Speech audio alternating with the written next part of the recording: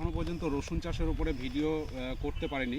অনেক দূর মাঠে কিছু কিছু চাষি রসুন চাষ করেছে।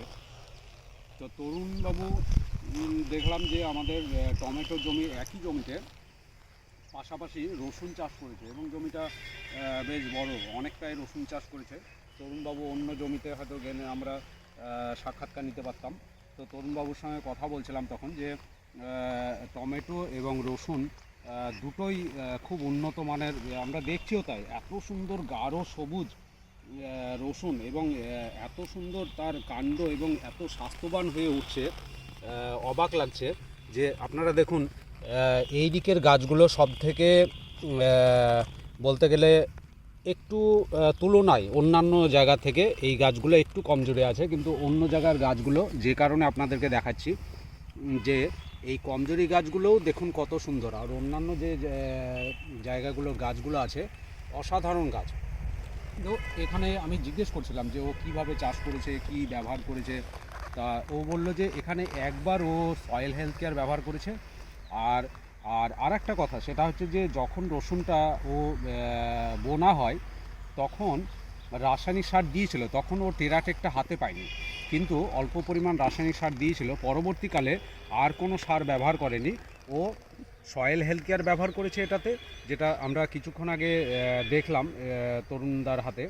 সয়েল হেলথ কেয়ার আর প্লান্ট হেলথ কেয়ার, তার সঙ্গে স্প্রেডো কেয়ারটা ব্যবহার করেছে।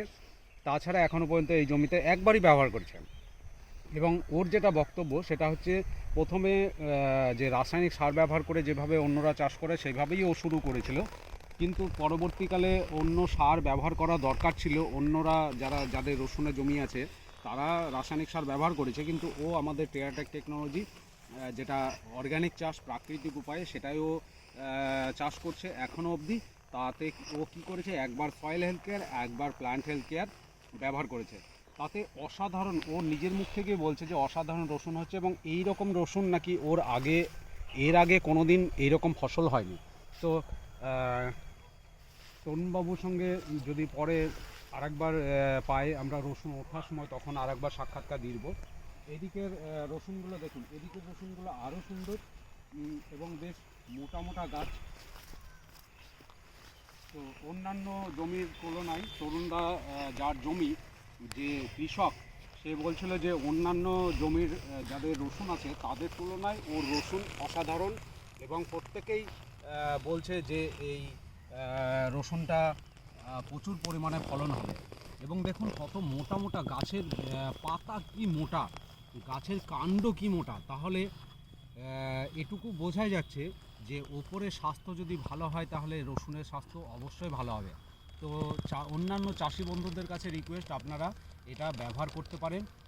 তাতে সুবিধা কি হবে, আপনার খরচ অনেক কমে যাবে। রাসায়নিক সারে যে মাটিটা ক্ষতি করছে, সেই ক্ষতির হাত থেকে মাটিকে বাঁচাতে পারবেন। মাটি আরও উর্বর হবে যদি আপনি টেরাটেক টেকনোলজির মাধ্যমে চাষ করেন। আর যদি আপনি রাসায়নিক সারে যে পরিমাণ খরচা করছেন তার থেকে অনেক পরিমাণ খরচা আপনার কমে যাবে। তাহলে আপনার প্রফিট দুদিক থেকে হবে। ফসল তো আপনি বেশি পরিমাণে পাচ্ছেন, রাসায়নিক সারে যে খরচা তার থেকে বেশি পরিমাণ খরচা হবেই না, কোনো সময়ে হবে না, খরচা কমে যাবে এবং মাটিটা আস্তে আস্তে উর্বর হয়ে যাবে। আগামী দিনে আপনার জৈব সারের পরিমাণও কম লাগবে। তো আশা করছি সকলে বুঝতে পারছেন। যারা বুঝতে পারছেন না তারা আমাদেরকে কমেন্টস করতে পারেন, আমরা এর উত্তর দিতে পারবো। Thank you.